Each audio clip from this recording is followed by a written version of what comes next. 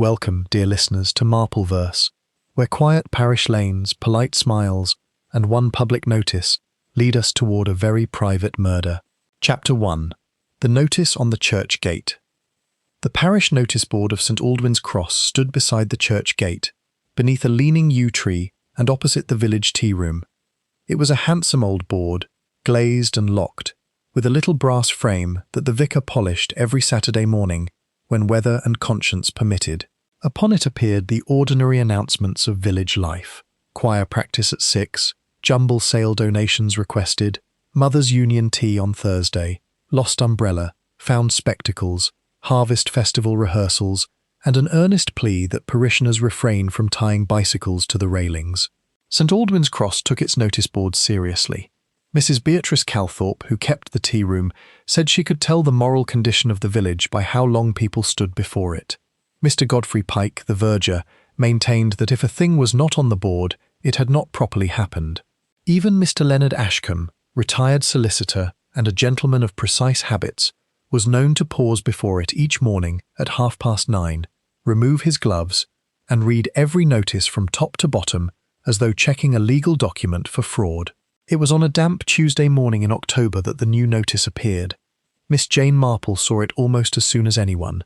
She had arrived in St Aldwyn's Cross the previous afternoon to stay with her old friend, Mrs. Lavinia Trent, who lived in a small Georgian house called Rosebank, just beyond the post office. Mrs. Trent was a widow of determined cheerfulness, with weak ankles, strong opinions, and a habit of saying, "Of course, I know nothing about it," immediately before proving that she knew everything. They had gone out after breakfast to purchase embroidery silk and currant buns.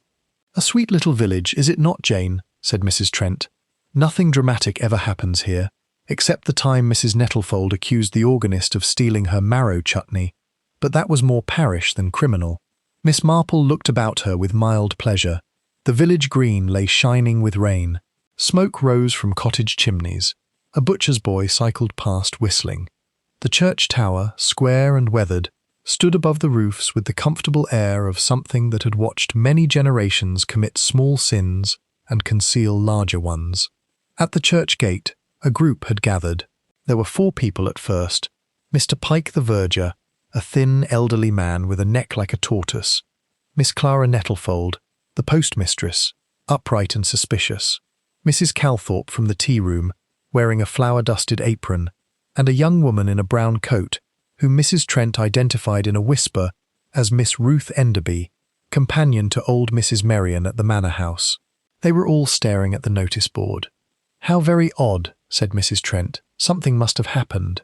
"Or be about to happen," said Miss Marple. They approached. Among the printed parish notices, pinned neatly between bell ringers required and children's scripture recitation, was a sheet of white paper. It had been typed in black ink. The words were few. Notice: to the parish. Before Sunday bells are rung, Leonard Ashcombe will stand before a higher court. Those who remember the blue ledger may prepare themselves. For a moment, nobody spoke. Then Miss Nettlefold said, "Disgraceful." Mrs. Calthorpe crossed herself, though she was not Roman Catholic and disliked being reminded of it. Mr. Pike fumbled with his keys. "It was not here last night. I locked the case myself after putting up the choir notice." "Who has keys?" asked Miss Marple pleasantly. The verger looked at her with surprise. "Keys? Why, myself and the vicar, and Mrs. Bainbridge for the flower rota. But she never uses hers, on account of not trusting locks since the pantry incident." "Quite," said Miss Marple. Mrs. Trent whispered, "Blue ledger, what can that mean?" Miss Ruth Enderby had gone very pale. Miss Marple noticed that too. Before anyone could answer, the Reverend Oswald Fane came hurrying along the path from the vicarage. He was a kind-faced, worried man of about 50, with hair that never lay flat, and an expression of having mislaid either a sermon or his courage. "What is it? What is the matter?" Mr. Pike pointed. The vicar read the notice. His face tightened. "This is a most unchristian prank." "Prank?" said Miss Nettlefold. "It names Mr. Ashcombe." "Yes, yes, Clara, I can read. Godfrey, unlock the case at once." The notice was removed. Mr. Pike held it at arm's length, as though typed paper might become infectious. "Should we show it to Mr. Ashcombe?" asked Mrs. Calthorpe. The vicar hesitated. Certainly not. There is no reason to alarm him, Miss Marple said gently. It may be that he would already understand it. The vicar looked at her then properly, and Mrs. Trent performed introductions. Miss Marple is staying with me, vicar. She is very observant. How useful, said the vicar, with the expression of a man who meant the opposite. The matter might have ended there, publicly at least, had not Leonard Ashcombe himself appeared at that moment. He came along the lane from Ashcombe House, walking with the aid of a silver-headed cane. He was 72, spare, upright, and beautifully dressed in a dark suit, grey gloves, and polished shoes that looked unequal to the village mud. His face was narrow, his nose sharp, and his mouth formed the thin line of a man accustomed to confidentiality. "Good morning," he said, "a gathering at the notice board. Have I missed an announcement of national importance?" Nobody answered at once. Miss Nettlefold, who had never successfully kept a secret in her life, said, "Some wicked person has put up a notice about you." "Clara," groaned the vicar. Mr. Ashcombe's eyes moved to the paper in Mr. Pike's hand. "May I see it?" The vicar looked helplessly at everyone, then handed it over. Mr. Ashcombe read the typed words. Miss Marple watched him. He did not laugh. He did not grow red. He did not ask who had done it. Instead, for one brief second, his gaze sharpened at the phrase, "Blue Ledger." Then he folded the paper once and returned it. "A foolishness," he said. "Nothing more." "You are not distressed?" asked Miss Marple. He looked at her. "My dear lady, solicitors of long practice learn that most threats are written by people who have more ink than courage." "A comforting thought," said Miss Marple. "Not always true, of course," he replied.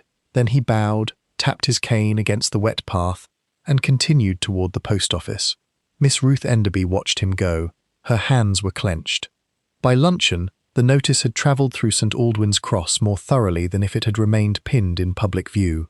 At Mrs. Calthorpe's tea-room, it became a death warrant. At the butcher's, a political threat.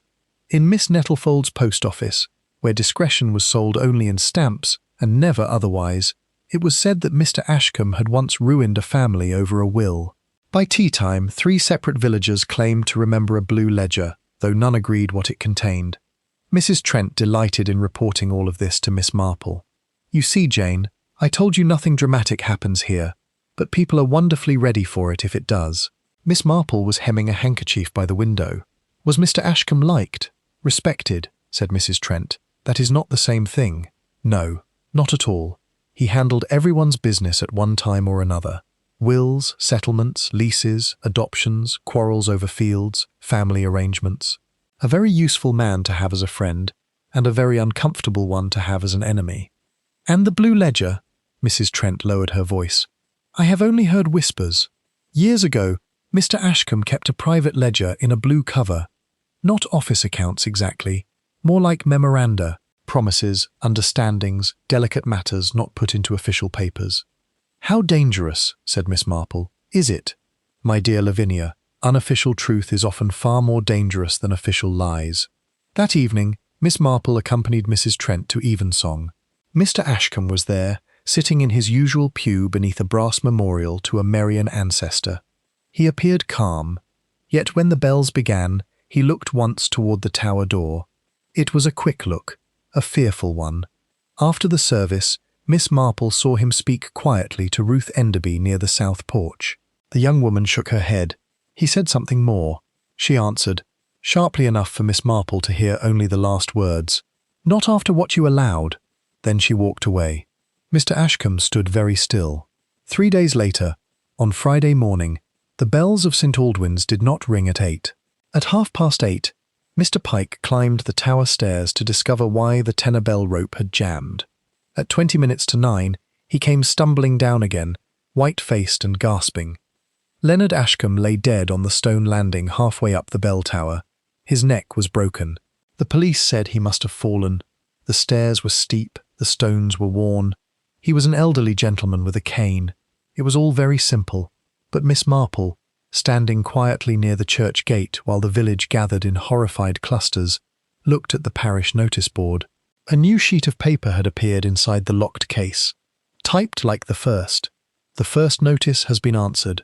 The blue ledger has not." And this time, the vicar's hands shook so violently that he could not fit the key into the lock. Chapter 2. A Death Predicted. By 10 o'clock that Friday morning, St. Aldwyn's Cross had ceased to be a village and become a whispering machine. People stood in twos and threes outside the church gate, speaking in hushed voices while trying desperately to hear everyone else. The butcher had left his boy in charge of the shop. Miss Nettlefold had abandoned the post office counter twice. Mrs. Calthorpe sent no fewer than 4 cups of tea to the vicarage, not because they were needed, but because it allowed her maid to pass near the churchyard. Miss Marple remained with Mrs. Trent beneath the yew tree. The police had arrived from Much Benham. Inspector Harcourt, a square, careful man with steady eyes, and Sergeant Wills, younger and inclined to write too much in his notebook. They questioned Mr. Pike first, since he had discovered the body. "I went up to see why the tenor bell wouldn't pull," said the verger, still shaking. "Rope stuck, I thought. Then I saw Mr. Ashcombe on the landing. Was the tower door locked?" "No, sir. It never is before morning prayers." "Did you touch the body?" "No, sir. I came down as quick as my legs would manage." Miss Marple noticed that Mr. Pike rubbed his hands repeatedly, though there was nothing on them. Inspector Harcourt next examined the second notice. The vicar had finally opened the case, and the typed sheet was removed with care. "The first notice has been answered. The blue ledger has not." "Who had keys to the notice board?" asked the inspector. The Reverend Fane swallowed. "Myself, Mr. Pike, and Mrs. Bainbridge for the flower rota. Anyone else?" "No." Miss Nettlefold, listening nearby, said, "Unless one counts people who borrow things and forget to return them." The vicar looked pained. "Clara, this is hardly the moment." "It is always the moment for accuracy," said Miss Nettlefold. Miss Marple looked toward the notice board. Its brass lock was old but polished. The glass showed no crack. The new notice had been pinned inside the case, not slipped through a gap. That meant a key, or someone treated like one. At the tea room later, Inspector Harcourt came in for coffee and found Miss Marple seated with Mrs. Trent beside the window. He knew her by reputation, which gave him the sensible air of a man prepared to listen without surrendering authority. "You were present when the first notice was found, Miss Marple?" "Yes." "And Mr. Ashcombe saw it? He read it carefully. Did he seem frightened?" "Not at the threat. At the phrase. The blue ledger?" "Yes." Inspector Harcourt stirred his coffee. "I have searched his study. There are many ledgers, none blue. Perhaps it is not in his house. Perhaps it no longer exists. Or perhaps," said Miss Marple, "it exists in someone's memory." The inspector looked at her thoughtfully. Leonard Ashcombe's house stood behind iron railings at the edge of the village green. It was neat, red brick and unwelcoming, with clipped laurels and windows that seemed always to have their curtains half drawn. Miss Marple accompanied Mrs. Trent there that afternoon under the respectable excuse of offering condolences to Miss Imogen Reed, Ashcombe's niece and housekeeper. Miss Reed was a tall woman of 40 with pale hair, a narrow mouth, and hands reddened by work she pretended servants had done. She received them in the drawing room. "My uncle would have disliked fuss," she said. "Most gentlemen do," replied Miss Marple, "unless they are making it." Miss Reed looked uncertain. Mrs. Trent offered sympathy. Miss Reed accepted it as though it were a legal formality. "Had your uncle been troubled recently?" asked Miss Marple. "Only by old papers. He had decided to send his files to the county archive. A foolish idea. Private papers should remain private." "Were many villagers concerned?" Miss Reed's expression hardened. People who have nothing to hide need not be concerned. It was a statement Miss Marple had often heard from people hiding something. In the study, Inspector Harcourt had left everything in order, but sealed certain drawers. On the desk lay a blotter, a pen, a paperweight, and a small calendar. Friday's Square had been marked with one word: Tower. Miss Marple looked at it for some time. "Did Mr. Ashcombe often climb the bell tower?" she asked. "Never," said Miss Reed. "He disliked heights." "Then why would he go?" Miss Reed hesitated. "Perhaps to meet someone. Someone he trusted, or someone he feared." There was bitterness in her voice. As they left, Miss Marple saw Ruth Enderby standing outside the gate. The young companion's face was pale, but her chin was lifted. "I did not kill him," she said abruptly. "My dear," said Mrs. Trent, shocked. "No one said you did. Everyone is thinking it." Miss Marple asked gently, "Why should they?" Ruth's composure broke for a moment. "Because Mr. Ashcombe ruined my mother. Years ago, there was money left for her. A trust, she believed. It vanished in legal language. Mr. Ashcombe told her she had misunderstood. She died poor, and he remained respectable. Did the blue ledger concern her? I don't know. But Uncle Merion said once that Ashcombe kept his real promises in blue and his proper lies in black. Uncle Merion, Mrs. Merion's late husband. I am companion at the manor. Miss Marple stored that away. On Saturday morning, a third notice appeared. Not on the parish board this time, but pinned to the door of the church vestry. One will speak before harvest tea. One will be silent after. By noon, St. Aldwyn's Cross was nearly hysterical. The harvest tea was to be held that very afternoon in the church hall. The vicar wished to cancel it. Mrs. Calthorpe said cancellation would look like guilt. Miss Nettlefold said continuing would look like madness. Mrs. Bainbridge, who arranged the flowers and possessed the third key to the notice board, declared that she had made 36 seed cakes and would not see them wasted for any murderer. Miss Marple listened to these arguments from a chair near the church hall window. Someone, said Mrs. Trent softly, is enjoying this. Yes, said Miss Marple, but not in the way people think.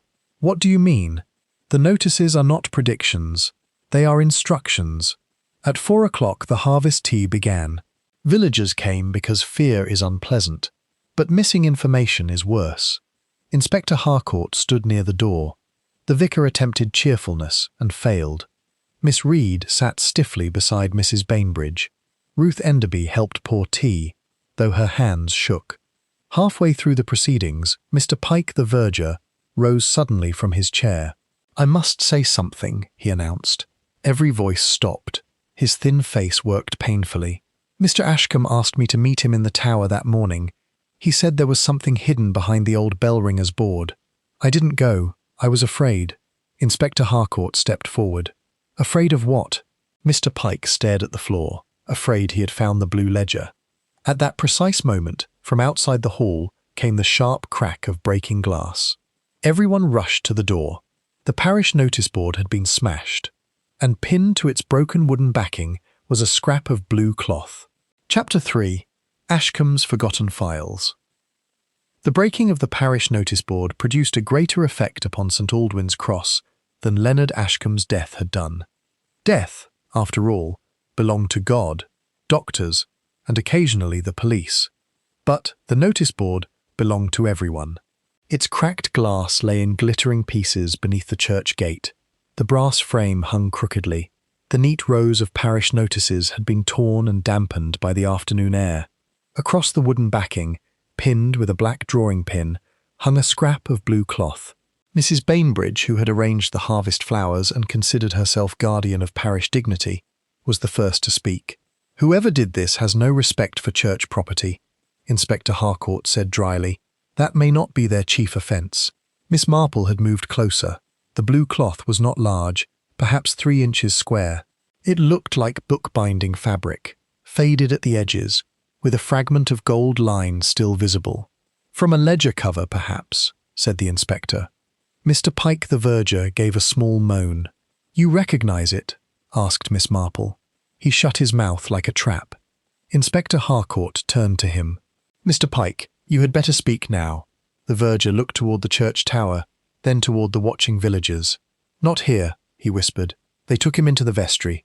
Miss Marple was allowed to accompany them because Inspector Harcourt had already decided that forbidding her would waste more energy than permitting her. Mr. Pike sat on a wooden chair between 2 cupboards of choir robes and twisted his cap. Mr. Ashcombe told me to meet him in the tower, he said, Friday morning, before bells. Why? He said the blue ledger had once been hidden there, behind the old bell-ringer's board. And did you know of it before? Mr. Pike's face contracted. My father was verger before me. He said Mr. Ashcombe gave him a sealed parcel to hide many years ago. Said it concerned church land and private charity. Father was told never to touch it. But he told you. On his deathbed. People do on deathbeds. Yes, said Miss Marple. Usually when silence has become too heavy to carry further. Inspector Harcourt asked, Did you go to meet Ashcombe? No, I was afraid. If the ledger was still there, and if it contained what people said, what did people say? Mr. Pike lowered his voice. That old Mrs. Merion left money for a child who was not named properly. that a marriage certificate had been altered, that Ashcombe recorded the truth in blue because black was for legal copies. Miss Marple remembered Ruth Enderby's words, proper lies in black, real promises in blue. The old bell ringer's board was examined at once. It hung on the tower wall below the first landing, dark with age and smoke. Behind it, they found dust, a dead spider, and one torn strip of blue binding caught on a nail. No ledger. But there was something else. On the stone floor near the landing where Ashcombe had fallen, Miss Marple noticed a faint line of pale powder. "What is that?" she asked. Sergeant Wills bent. "Plaster dust, perhaps." "From the wall?" "Likely." Miss Marple looked up. Above the landing, a narrow beam crossed beneath the bell frame. From it hung several ropes, including the tenor rope that Mr. Pike had claimed was jammed. "Was the rope truly jammed?" she asked. Mr. Pike nodded miserably. "It would not pull." Inspector Harcourt examined it. A small loop of twine had been tied around the rope and fastened behind an iron hook. From below, it would seem caught accidentally. From above, it had been arranged deliberately. "So someone wanted the verger to climb the tower," said the inspector. "Or wanted the body discovered at a particular time," said Miss Marple. That evening, Ashcombe's study was searched more thoroughly. Miss Imogen Reed protested from the doorway. "Uncle's confidential papers cannot be rummaged through by every policeman in the county," Inspector Harcourt said. "Your uncle is dead, Miss Reed. That does not make him less confidential." Miss Marple, standing near the bookcase, rather liked the phrase. The study produced many files, most labelled with legal precision: leases, wills, settlements, parish trusts, Merion estate, Enderby matter, Bainbridge deed, Fane correspondence. But no blue ledger. On Ashcombe's desk, beneath the blotter, Inspector Harcourt found a short note in the dead man's handwriting. "Tower, Friday. Pike must tell what he knows. If the ledger is gone, ask who needed it gone twice." "Gone twice," read the inspector. Miss Reed turned very pale. Miss Marple looked at her. "Did you know your uncle had begun reviewing his old files?" "Yes." "Did you approve?" "No. He had a duty to the living as well as the dead." "That is an interesting way of putting it." Miss Reed drew herself up.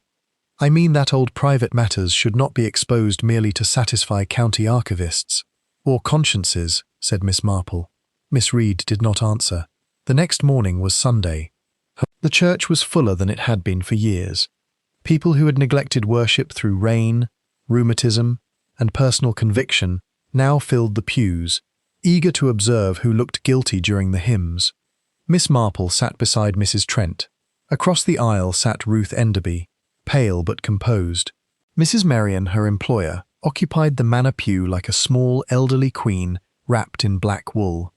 Mrs. Bainbridge arranged altar flowers with aggressive piety. Mr. Pike rang only 2 bells and looked as though each note accused him. After the service, Miss Marple contrived to walk beside Ruth. "You spoke of your mother's trust," she said. Ruth looked startled.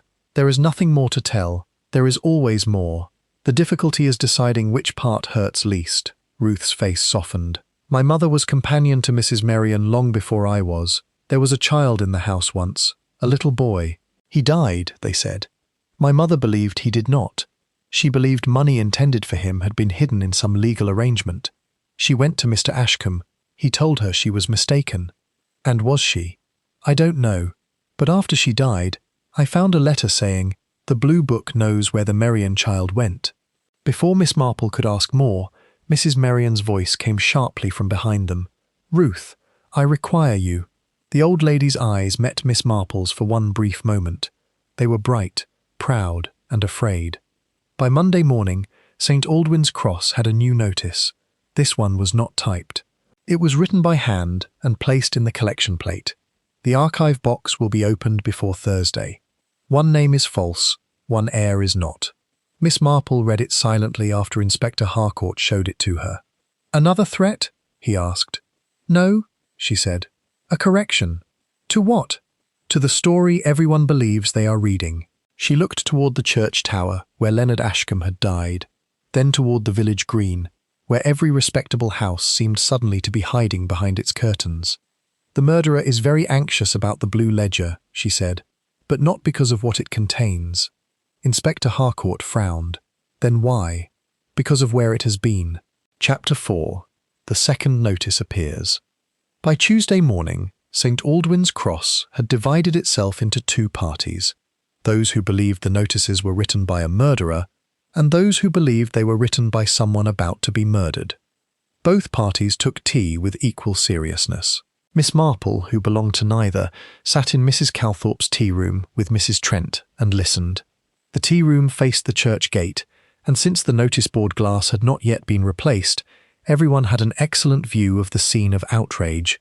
Mr. Pike had covered the damaged board with brown paper, but that had only made it more conspicuous. People stopped before it, whispered and moved on reluctantly. "It is the Merrion affair," declared Miss Nettlefold from the next table. "Mark my words.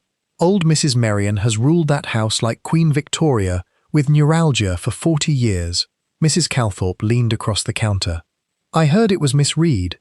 Mr. Ashcombe's niece inherits everything, does she not?" "Not everything," said Miss Nettlefold. "There are charities." "Charities are worse than relations," said Mrs. Trent. "Relations at least know they are disappointed." Miss Marple smiled faintly. At the window, Ruth Enderby passed carrying a parcel from the post office. Her face was pale and set. Across the green, Mrs. Merrion's carriage waited outside the church. The old lady did not descend. She sat upright within, veiled and still, while her coachman spoke to the vicar. "What a great many people are coming to church on weekdays," observed Miss Marple. "Murder improves attendance," said Mrs. Trent. "My dear Lavinia." "Well, it does." Miss Marple looked toward the damaged notice board. "I wonder who benefits when everyone looks in the same direction." That afternoon, Inspector Harcourt showed Miss Marple the latest results of the inquiry. Ashcombe's files confirmed that, many years before, Mrs. Merrion's only grandson had supposedly died as an infant. A trust had been altered afterwards. Ruth Enderby's mother, once companion at the manor, had questioned the matter and been dismissed. "There is motive there," said the inspector. "Ruth Enderby believes Ashcombe cheated her mother. Does she benefit? If the child lived and if she can connect herself to the matter, perhaps. It is obscure." "Obscurity," said Miss Marple, "is very useful to dishonest people and very tiring to honest ones. There were other motives too." Miss Reed had been pressing her uncle not to send his files to the county archive. Mrs. Bainbridge, holder of a notice-board key, had once received parish land through a deed Ashcombe prepared. The vicar had old correspondence in Ashcombe's papers concerning a wartime marriage certificate. Mr. Pike knew the Tower hiding place and had failed to meet Ashcombe. Every path seemed to lead back to the blue ledger. "And yet," Miss Marple said, "the ledger itself remains missing." "Yes," said Harcourt, "that is the difficulty." "No, I think it is the point." He looked at her sharply, but before he could reply, Sergeant Wills entered with news. Another notice had appeared. This time it was pinned to the inside of the church porch, above the box for missionary donations. It had been typed, like the first two. The wrong child was buried. The wrong woman was paid. Ask at the manor before the clock strikes 6. The effect was immediate. Mrs. Merrion's carriage was still outside the church. The old lady read the notice without leaving her seat. Then she struck the floor of the carriage with her stick and ordered the coachman to take her home at once. Ruth Enderby, who had come out of the post office at that moment, saw the notice and went after the carriage on foot. Miss Marple and Mrs. Trent followed at a more dignified pace.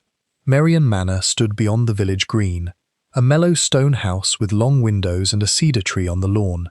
It had the air of a place where money had once been plentiful and servants had once been noiseless. Now both appeared reduced. Mrs. Merrion received them in the morning room, where faded silk curtains, silver-framed photographs, and a fire too small for the room gave an impression of stubborn decline. "I have no wish for callers," she said. Mrs. Trent looked as though this had never before stopped her. "My dear Adelaide, nobody wishes to call. We are concerned." "Concern is curiosity wearing gloves," Miss Marple said gently. "Sometimes curiosity prevents harm." The old lady's sharp eyes rested on her. "You are the woman from St. Mary Mead. I am Miss Marple. Then ask what you came to ask." Ruth stood near the window, her hands clasped tightly. Miss Marple said, "Did your grandson die as an infant?" Mrs. Merrion's face did not move, but the stick in her hand trembled. "I was told so." "By whom?" "My son." "His wife. Mr. Ashcombe. Later, the nurse. And did you believe them? No. The word was very quiet. Ruth turned. Mrs. Marion looked at her. Your mother believed it too. That is why I sent her away. Not because she lied, but because she would not stop being right. Then why did you not speak? Ruth asked. Because pride is a stronger jailer than fear, child. The story emerged slowly. A sickly baby had been born at the manor. A death was announced. A burial took place. But Mrs. Marion had suspected that the living child had been sent away, hidden to protect an inheritance arrangement after a quarrel between her son and daughter-in-law. Ashcombe had drawn up documents. Money had been paid to a woman connected with the nurse. A blue ledger recorded private payments. Who was the woman paid? Asked Inspector Harcourt, who had arrived during the account. Mrs. Marion's mouth tightened. That is what I do not know. At 6 o'clock, nothing happened. That was almost worse. The village waited for catastrophe, and catastrophe refused to oblige. Mrs. Calthorpe burned a tray of buns from nervousness. Mr. Pike locked the church twice. Miss Nettlefold declared that criminals had no punctuality. At 6:30, a boy from the station delivered a parcel to the vicarage. It was addressed to the Reverend Fane in typed capitals. Inside was a small blue ledger, or rather, the cover of one. Its pages had been cut out. Between the empty covers lay a photograph of a baby in a christening gown and a single line typed on a strip of paper. The pages are safer with the dead. The vicar nearly collapsed. Miss Marple examined the cover. It was faded blue cloth with a torn corner.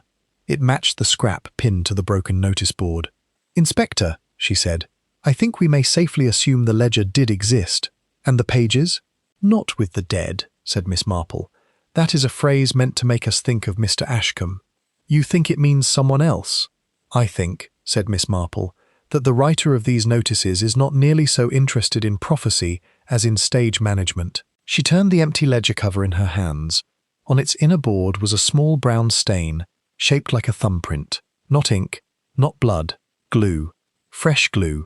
Someone had recently removed the pages and replaced the cover where it would perform its part. Chapter 5. 4 Secrets and 6 Suspects. The empty ledger cover lay on the vicar's writing table, like the skin of some small blue animal. Everyone who saw it appeared disappointed in a different way. Inspector Harcourt was disappointed because it had no pages. The Reverend Fane was disappointed because it had come to him at all. Mrs. Trent was disappointed because it contained only one photograph and no complete scandal. Miss Marple was not disappointed. Missing things, she had often found, were sometimes more communicative than present ones. The baby in the photograph wore a christening gown trimmed with lace. On the back was written only one word, Marion. Could this be the child Mrs. Marion spoke of? Asked Inspector Harcourt. Possibly, said Miss Marple. But photographs are rather like gossip. They show something real and explain it badly. The inspector took the ledger cover away for examination. Miss Marple asked one question before he left. Who collected the parcel from the station? A porter says it came by the morning train and was fetched by a boy from the village. Which boy? He is not sure. Cap pulled low. Boys, said Miss Marple, are useful when one does not wish to be seen doing errands. By that evening, 6 people stood at the centre of suspicion. Ruth Enderby had reason to hate Ashcombe for her mother's ruin and perhaps a hope of inheritance. Miss Imogen Reed, Ashcombe's niece, feared what his papers might reveal and inherited his house. Mrs. Bainbridge possessed a key to the notice board and had gained parish land through one of Ashcombe's deeds. Mr. Pike knew of the ledger's hiding place and had failed to meet Ashcombe in the tower. The Reverend Fane had received the empty cover and had old correspondence hidden among Ashcombe's files. Mrs. Marion had lived for decades with the possible knowledge that her grandchild had been hidden. 6 suspects, said Mrs. Trent with relish. A very good number. Enough for variety, not enough to require notes. I am making notes, said Miss Marple. Then it must be serious. The next morning Miss Marple called first upon Miss Reed at Ashcombe House. The dead solicitor's niece received her in the study, where she was sorting papers with brisk resentment. My uncle's affairs are private, she said. Not entirely, I fear. Death should not turn a gentleman inside out. No, said Miss Marple. But murder often does. Miss Reed's face tightened. She admitted that Ashcombe had intended to send his older files to the county archive. She had argued against it. He had called her sentimental. She had called him disloyal to families who had trusted him. Had he found the blue ledger? Asked Miss Marple. If he had, he did not tell me. But you knew of it. Everyone knew rumours. Rumours seldom frighten practical women. Miss Reed looked down at a bundle of tied letters. My father once borrowed money through my uncle. The arrangement was never recorded properly. If it became known, certain property might not be mine after all. So there was her secret. At Rosebank, Mrs. Trent received the news with satisfaction. Imogen Reed always had the look of someone who owned more furniture than conscience. Miss Marple's second call was upon Mrs. Bainbridge, who lived in a white cottage full of flowers, committees, and firm opinions. She was a handsome woman of 60 with gardening gloves on the hall table and a parish key hanging openly from a ribbon. I did not put up those notices, she said before Miss Marple could sit. How refreshing. I knew you would ask. Everyone asks. Yes, I have a key to the board. No, I did not use it. On the morning of the first notice, I was cutting dahlias at 7. Alone? Naturally. Dahlias are not sociable flowers. Mrs. Bainbridge's secret concerned land. Years ago, a strip of church meadow had been transferred to her late husband under circumstances that villagers called fortunate and Ashcombe called legal. The blue ledger might show a private payment. Would that ruin you? Asked Miss Marple. It would irritate me, said Mrs. Bainbridge. I have survived worse than irritation. Miss Marple believed she had. Mr. Pike was next. The verger sat in the vestry, looking older each time he was questioned. He confessed that Ashcombe had recently asked him to retrieve the ledger from behind the bell ringer's board. I went up the night before, he whispered. It was already gone. Why did you not say so? Because then they would ask when I last saw it. I had looked at it years ago, only once. My father showed me. What did you read? Names, payments. A child sent to a woman called Nora Hobb. Hobb, repeated Miss Marple. Hobb, or Hobbs, I am not sure. That name led Miss Marple to the station road, where a small country inn called the Crown and Lantern stood beside the railway halt. Its proprietor, Mr. Abel Hobbs, was no relation to the curiosity dealer of another village, though he looked as if he had been invented by the same economical providence. Small, sharp-eyed, and polished by caution, Nora Hobbs, he said, had been his aunt.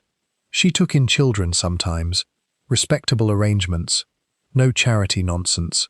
Did she take a Merian child? His eyes shifted. I wouldn't know. Wouldn't or don't, he sighed. There was a boy, sickly when he came, grew strong, sent away later to school under another name. What name? That I don't know, but Miss Marple noticed he looked toward the inn register shelf when he said it. Returning through the village, she found Ruth Enderby waiting near the church gate. I have heard they suspect me. Yes, my dear. Do you? I suspect everyone a little. It saves time. Ruth almost smiled, then did not. She admitted she had gone to see Ashcombe the evening before his death. He had told her that her mother had been right about the Merian child. He said he would put matters right after finding the ledger. I called him a coward. Was he? He said cowards sometimes grow tired. That evening, Inspector Harcourt brought Miss Marple one more fact. The typewriter used for the notices was old, with a broken lowercase e that printed faintly. A similar machine had been found in the parish office. The vicar's machine? Asked Mrs. Trent. Used by half the parish, said Harcourt. Rotus, notices, charity accounts. Miss Marple said, how convenient. Before bed, she wrote 6 names on a sheet of paper. Beside each, she placed motive, access, and habit. Under habit, one name troubled her. Not because it had too many clues against it, because it had too few. At 10 o'clock, a stone struck Mrs. Trent's parlour window. Wrapped around it was a torn strip of blue ledger paper. On it, in old ink, appeared a single line. Nora Hobbs received quarterly payment for the Merian boy until his 14th year. Mrs. Trent clutched Miss Marple's arm. Jane, the child lived. Yes, said Miss Marple. Outside, beyond the glass, the peaceful village lay dark and still. And now, Miss Marple added, someone has decided we are to know it.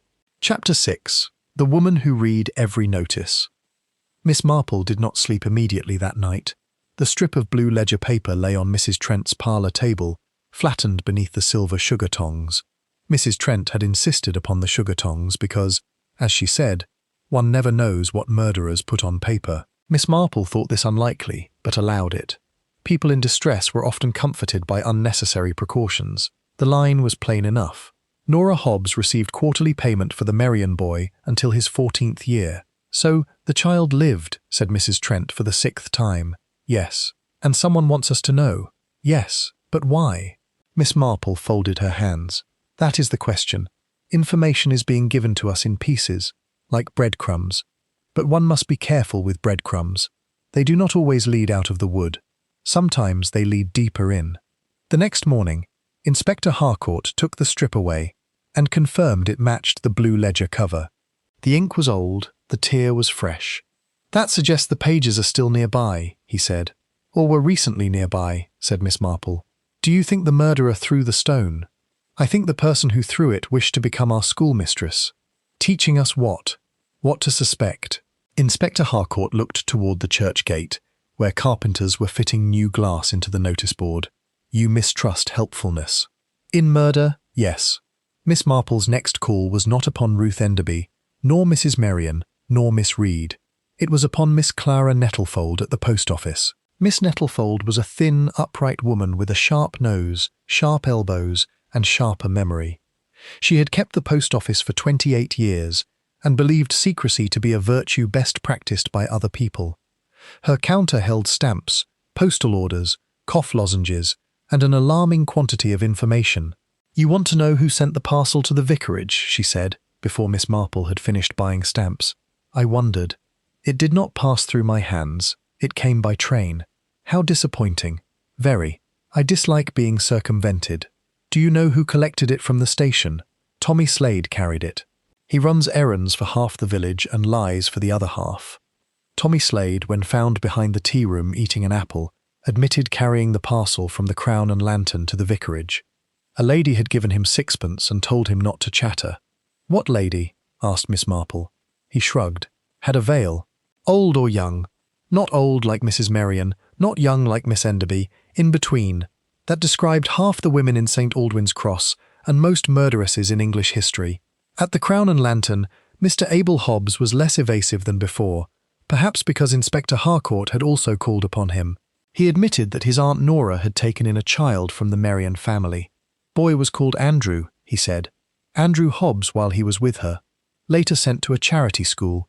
Aunt Nora kept papers, but after she died they were sold with old books. Did Mr. Ashcombe know? He paid her, didn't he? Who else knew? Mr. Hobbs polished a glass already clean. Mrs. Merion suspected. Ruth Enderby's mother knew. And there was another person. Who? Miss Nettlefold. The postmistress. Her mother was Nora's cousin. Letters came through her family. Miss Marple said, How very interesting. Miss Nettlefold, then, was the woman who read every notice, not merely parish notices, but letters, parcels, addresses, handwriting, timings. She had no key to the notice board, no obvious motive, and no polite reluctance about speaking. That last quality made people underestimate her capacity for silence. When Miss Marple returned to the post office, Miss Nettlefold looked unsurprised. You have spoken to Abel Hobbs. Yes. He talks when frightened. Men do. Did you know the Merion child lived? My mother knew. She said a baby had been sent to Nora Hobbs with money, and no proper name. Later she said the child had become someone respectable under another name. Whose name? Miss Nettlefold looked through the window toward the church. I do not know. Miss Marple believed her only partly. That afternoon, the rebuilt notice board received its first new paper, not a threat, but an ordinary announcement for the postponed harvest collection. Mrs. Bainbridge pinned it up herself with a firmness that suggested she would gladly pin up the murderer too. Miss Marple watched from across the lane. Mrs. Bainbridge used her key. Mr. Pike stood beside her. The vicar watched from the porch. The routine was simple, public, and slow. Too slow, perhaps, for a murderer placing notices unseen. Unless the notice board had not always needed a key.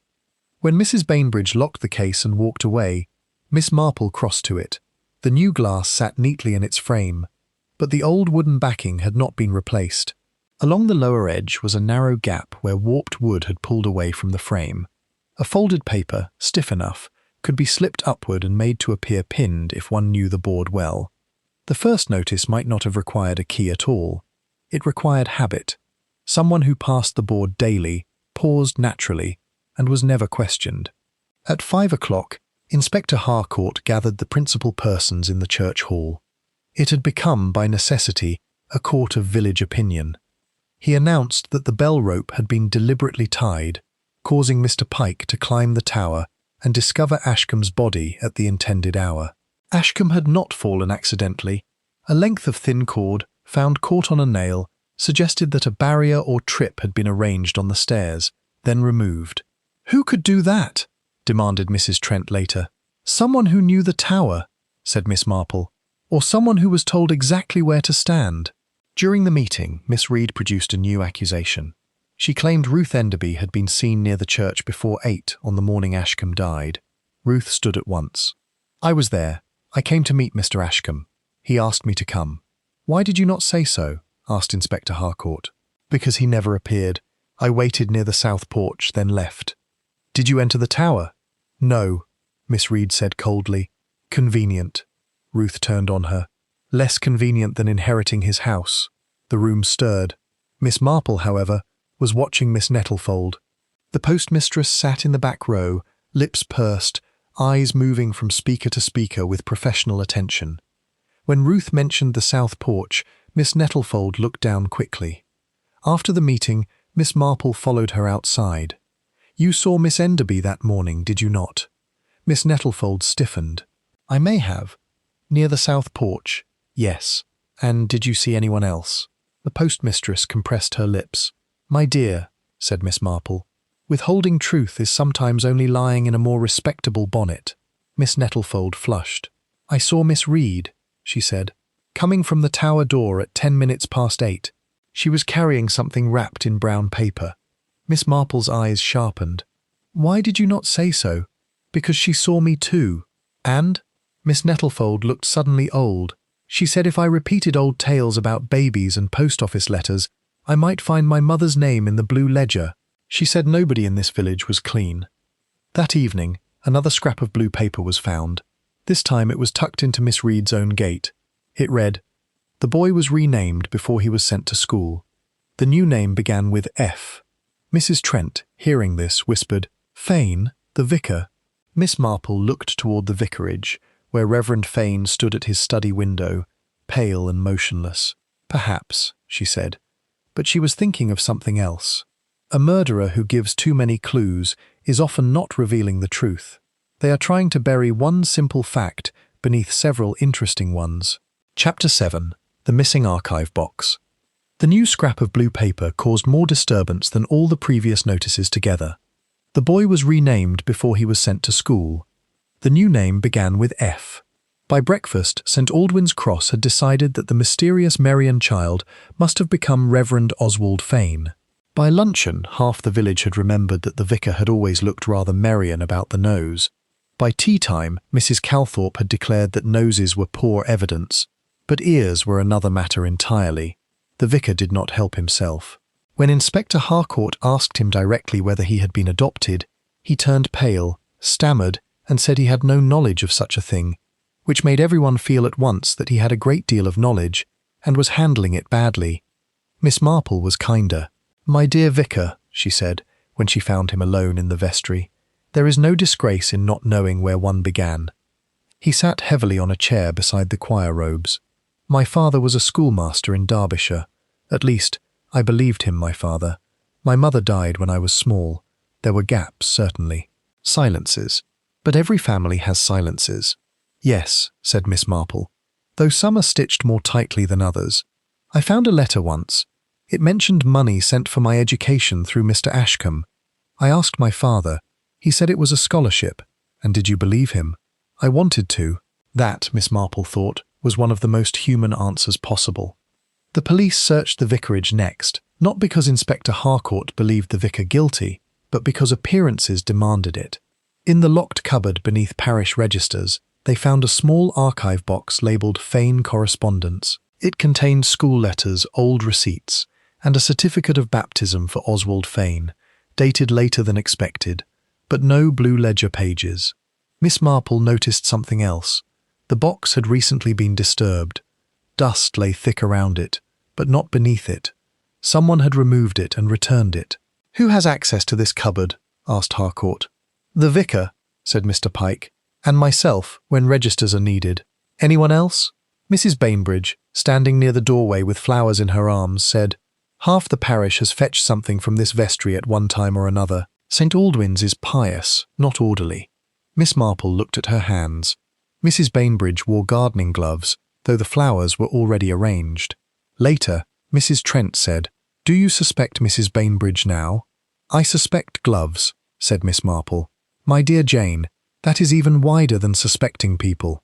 The missing archive box was discovered that afternoon, or rather its absence was discovered. Ashcombe had prepared 3 boxes for the county archive. 2 remained in his study. The third, labelled Merion Private, was gone. Miss Reed admitted she had seen it 2 days before his death. "What was in it?" asked Inspector Harcourt. "I did not open it." "Miss Reed," she drew herself up. "Very well, I opened it. There were letters concerning the Merion child, a copy of a private settlement, and several loose pages from a blue ledger. Why did you not tell us?" "Because I removed nothing, and because my uncle would have considered it a betrayal." "Your uncle is past being betrayed," said Harcourt. Miss Reed's eyes hardened. "The living are not." Miss Marple watched her closely. Miss Reed was afraid, but hers was the fear of exposure, not discovery. There was a difference. At the Crown and Lantern, Abel Hobbs produced the inn's oldest register after considerable persuasion.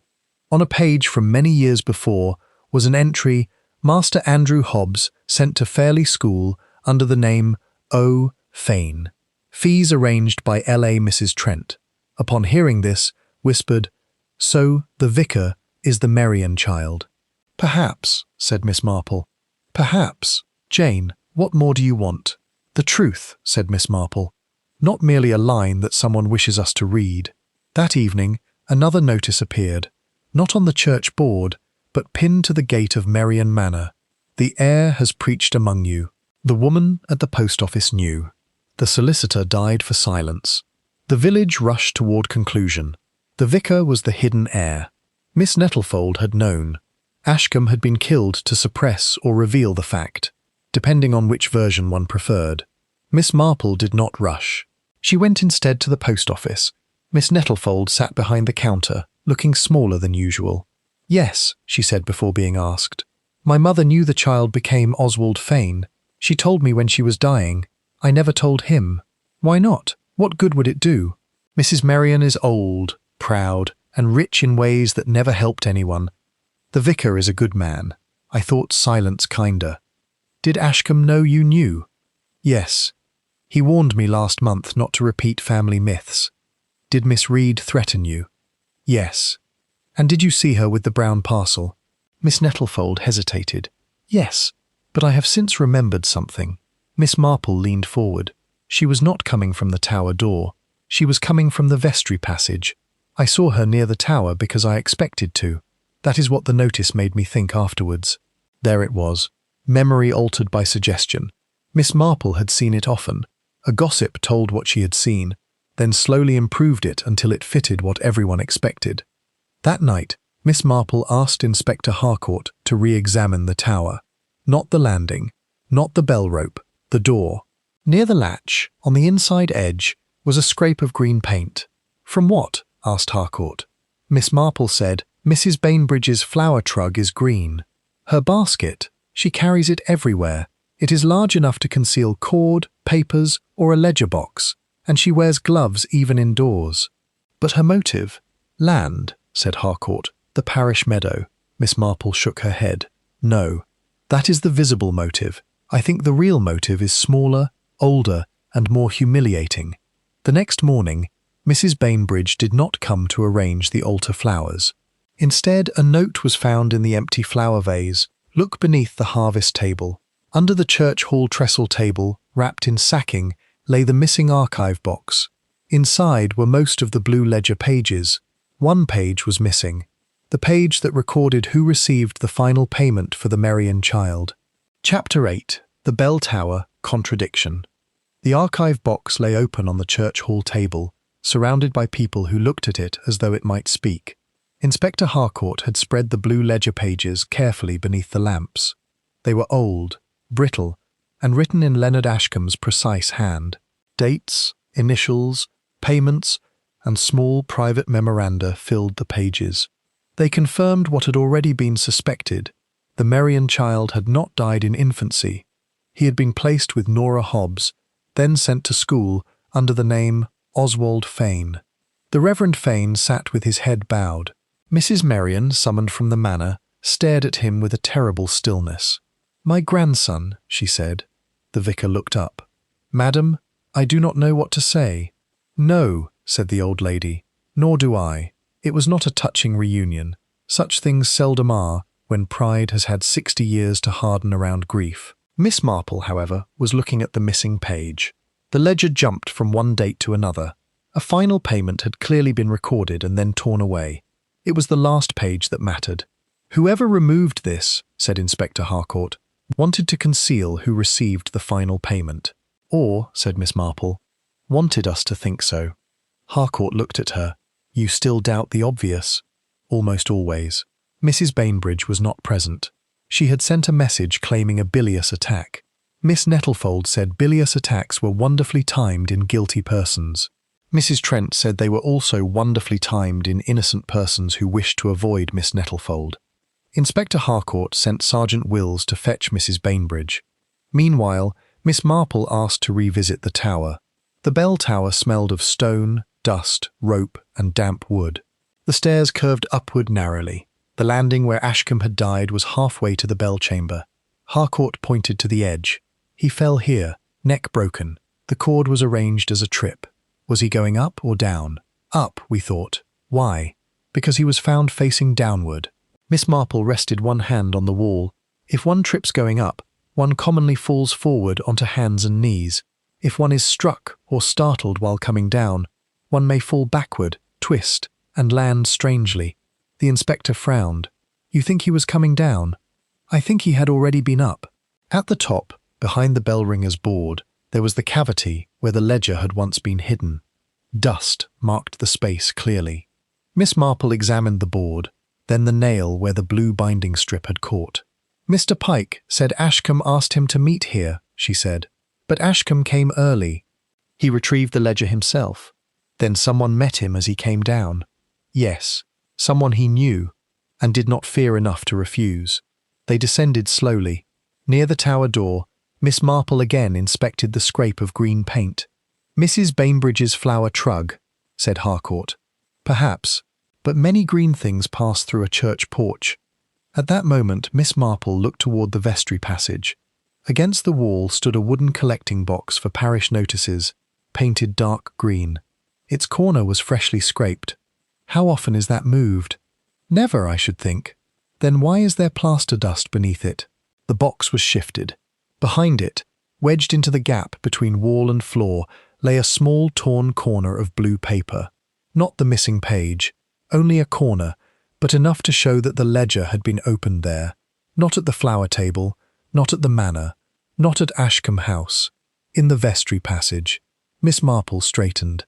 The person who removed the last page did so here, after Ashcombe's death, and before the box was hidden beneath the harvest table. "Mrs. Bainbridge had access," said Harcourt. "Yes, so did the vicar, Mr. Pike, Miss Reed during parish business, Miss Nettlefold when delivering notices, and half the village during harvest preparations. You are not narrowing matters." "No," said Miss Marple, "but the murderer did." Back in the church hall, Sergeant Wills returned with news. Mrs. Bainbridge was genuinely ill, attended by Dr. Eversley, and had been so since dawn. She denied writing the note in the vase. Her green flower trug, however, was missing. Mrs. Trent whispered, "So she is guilty." Miss Marple shook her head. "Or her trug is." At 5 o'clock, the missing trug was found behind the tea room. Inside lay cord, a pair of gloves, and a sheet of typed paper bearing unfinished words. The last page names. Miss Nettlefold declared it conclusive. Miss Marple did not. "The trug was planted," she said. "How do you know?" asked Harcourt. "Because Mrs. Bainbridge would never leave gloves in a flower trug. She keeps gloves on her hands or in the left drawer of the vestry table. She told me so while criticizing the vicar's daffodil arrangement. People reveal their habits when they complain. The inspector gave a reluctant smile. Then who planted it? Miss Marple looked across the green toward Ashcombe House. I think the murderer has been very successful in making us chase objects. Notices, ledgers, trugs, keys, scraps. But murder is not committed by objects. It is committed by character. That evening, Miss Reed came to Rosebank. She looked composed, but Miss Marple saw the strain in the corners of her mouth. I have come to correct something, she said. I did take the Merian archive box from my uncle's study after his death. Mrs. Trent nearly dropped her sewing. Miss Reed continued, I feared the contents would damage innocent people. I hid it in the church hall, but I did not kill my uncle. Did you remove the last page? No. Did you read it? Miss Reed hesitated. Yes. And it did not name Mrs. Bainbridge. It did not name the vicar. It named my father. There was silence. My father received the final payment, Miss Reed said, for arranging the school placement and ensuring the boy never returned. If it became known, my property could be challenged. That was my secret, but not murder. Miss Marple believed her. The confession had come too late to be useful, and too unwillingly to be invented. After she left, Mrs. Trent said, Then who killed Leonard Ashcombe? Miss Marple looked at the parish notice board, visible through the window beneath the church lamp. The person who knew before everyone else that Miss Reed had hidden the box. Who knew that? The person who read every movement of this village as easily as others read print. At that moment, a final notice appeared. Not on the notice board, not in the church. It was pushed beneath Rosebank's front door. Typed, as before, Miss Marple should not read the last page.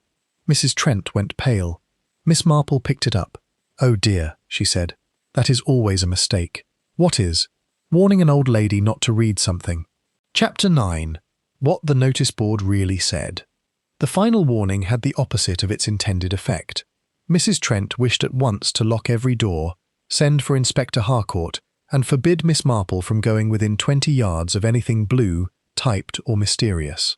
Miss Marple, however, folded the paper, placed it in her handbag, and asked whether there was any more hot water for tea.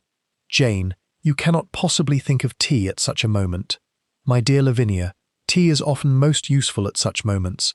It prevents people from doing dramatic things. Inspector Harcourt arrived within 20 minutes. He read the warning twice. Someone is frightened of you. Yes, said Miss Marple. That is clarifying. Do you know who? I believe so.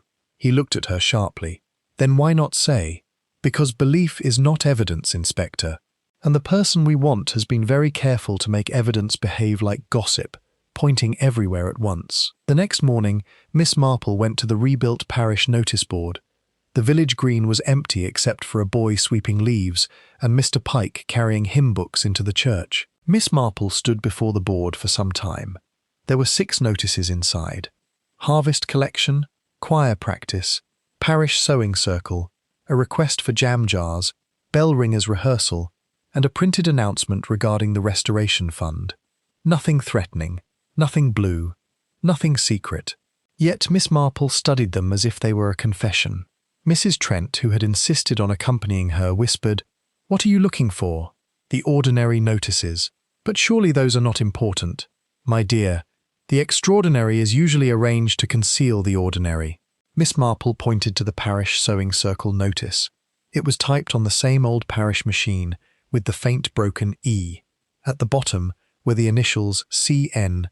Clara Nettlefold, said Mrs. Trent. Yes, she types notices for the parish. Quite a number, I think. Jane, you cannot mean Miss Nettlefold. She has told us half the useful facts. Exactly, said Miss Marple. At the post office, Miss Nettlefold stood behind the counter sorting letters with her usual sharp efficiency. Good morning, said Miss Marple. I have come for stamps. You bought stamps yesterday. I write many letters. Miss Nettlefold looked at her suspiciously. Miss Marple laid the warning note on the counter. Did you type this? No. Did you type the parish sewing notice? Yes. Mrs. Bainbridge's machine ribbon was faint, so I used the parish office machine. And the murder notices? Miss Nettlefold's mouth tightened. Certainly not. No, said Miss Marple thoughtfully. Not all of them. The postmistress went still. Miss Marple continued, That was clever. One person wrote the first notice to frighten Mr. Ashcombe. Another later used the idea for murder. Inspector Harcourt, who had entered quietly, closed the door. Miss Nettlefold said, "I do not understand." "I think you do. The first notice was yours. You meant to force Mr. Ashcombe to act over the blue ledger. You knew the Merian child had lived. You knew the village was built upon a legal lie. You wanted truth." Miss Nettlefold's face had become grey. "I did not kill him." "No," said Miss Marple. "You did not. But your notice gave someone else an idea," Harcourt said. "Who?" Miss Marple turned. "Miss Reed." There was a silence. "Imogen Reed," said Mrs. Trent faintly. Miss Marple nodded. She saw the first notice and understood at once that Ashcombe was frightened. She knew he meant to retrieve the ledger from the tower and expose old arrangements that threatened her inheritance. She also knew that if he died after a public prediction, everyone would chase the blue ledger rather than examine her movements.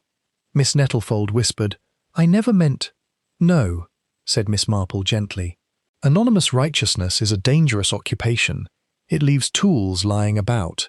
At Ashcombe House, Miss Reed received them in the study. She looked composed, but when Inspector Harcourt asked about the morning of the death, her hand went to the desk chair, gripping it until the knuckles whitened. "You met your uncle in the tower," said Miss Marple. "No. He had already found the ledger. He was coming down. You confronted him on the landing." Miss Reed's voice was cold. "Why should I?" "Because the missing page named your father as the man paid to keep the Merian child away.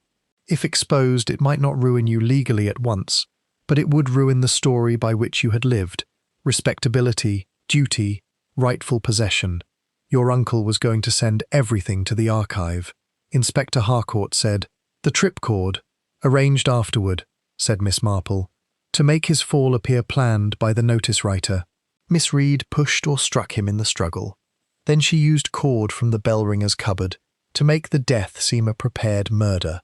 She removed the ledger pages, hid the archive box, and later planted clues to direct suspicion toward Mrs. Bainbridge, the vicar, and Miss Nettlefold. Miss Reed laughed once. "You have no proof. Your mistake," said Miss Marple, "was the notice board. The notice board? You treated it as if notices were merely read. But in St. Aldwyn's Cross, everyone knows who pins, types, removes, corrects, and criticises them. Miss Nettlefold wrote the first notice. But the later notices copied its style too carefully. They lacked her habit." "What habit?" Miss Marple took a parish notice from her bag. "Miss Nettlefold always leaves 2 spaces after a full stop. The first notice had that habit. The later notices did not. They were imitation." Inspector Harcourt looked at Miss Reed. "And the green paint?" he asked. "From the parish notice collection box," said Miss Marple. "Miss Reed moved it while hiding the ledger pages in the vestry passage. Later she planted Mrs. Bainbridge's trug to explain the scrape." Miss Reed's face had lost all colour. "The last page?" asked Harcourt. Miss Marple looked at the desk. In the one place Miss Reed would trust because she thought no one would search what was too obvious. Leonard Ashcombe's legal Bible. The inspector opened the heavy book on the desk. Between 2 pages lay a folded sheet of blue ledger paper.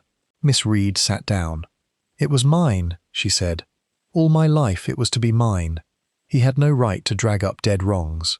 "No," said Miss Marple sadly. "The dead wrongs were already there. He only stopped helping you pretend they were buried." Outside, the church bell struck noon. Across the green, villagers had begun to gather at the notice board again, reading ordinary announcements with extraordinary attention.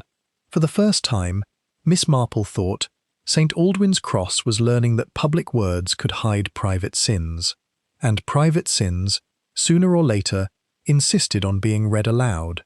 Chapter 10. Miss Marple reads the final message. It was astonishing how quickly St. Aldwyn's Cross recovered its appetite for ordinary life. By the following afternoon, Mrs. Calthorpe had reopened the tea room with a special batch of seed cake. Miss Nettlefold had resumed selling stamps as though she had never written anything more dangerous than a parcel label, and Mrs. Bainbridge had pinned up a new notice requesting volunteers for church brass polishing. The notice board, newly glazed, stood in the sun with an air of injured respectability. Miss Imogen Reed had been taken away quietly. She had made no dramatic confession at first. Her face had remained pale and hard, while Inspector Harcourt removed the blue ledger page from Leonard Ashcombe's legal Bible. But later, when shown the typewriter, the planted trug, the cord, and the page naming her father as the recipient of the final payment, she had said only, "My uncle should have kept faith with the living." It was not repentance, it was explanation. Miss Marple had heard many such explanations. They were often the last refuge of people who had mistaken comfort for innocence. The final page of the blue ledger was read in the vicarage study, with Inspector Harcourt, Mrs. Merion, the Reverend Fane, Ruth Enderby, Miss Nettlefold, Mrs. Trent, and Miss Marple present. The page was written in Leonard Ashcombe's precise hand. It recorded the last payment made in connection with the Merion child. The money had gone to Miss Reed's father, Gerald Reed, for arranging the boy's school placement under the name Oswald Fane and ensuring that all correspondence passed through legal channels. Mrs. Merion listened without moving. When the reading ended, she turned to the vicar. "I have been a very proud woman," she said. The Reverend Fane, who looked as though life had removed the floor beneath him, answered gently, "Most of us are proud in different costumes." The old lady's eyes filled. "You are kinder than I deserve. I have been a clergyman long enough to know that deserving is a complicated matter." Ruth Enderby stood by the window. Her mother's old accusation had been proved true, yet triumph brought her little comfort. "My mother died believing no one would ever admit it," she said. Mrs. Merion bowed her head. "Then I must admit it now, publicly." Miss Marple looked at her with approval. "That is often the only apology left to the dead." 2 days later, a short statement was pinned to the parish noticeboard. This time it was written by hand, signed by Mrs. Adelaide Merion, and witnessed by Inspector Harcourt. It acknowledged that the Merion child had lived, that he had been wrongfully concealed, and that arrangements would be made to restore what could legally and morally be restored. The village read it in reverent silence. Then, naturally, it discussed it for 6 hours. Mrs. Trent said this was inevitable and probably healthy. "After all, Jane, suppressed gossip is bad for the constitution." "Like badly bottled jam," said Miss Marple. "My dear, must everything return to preserves?" "So many things do."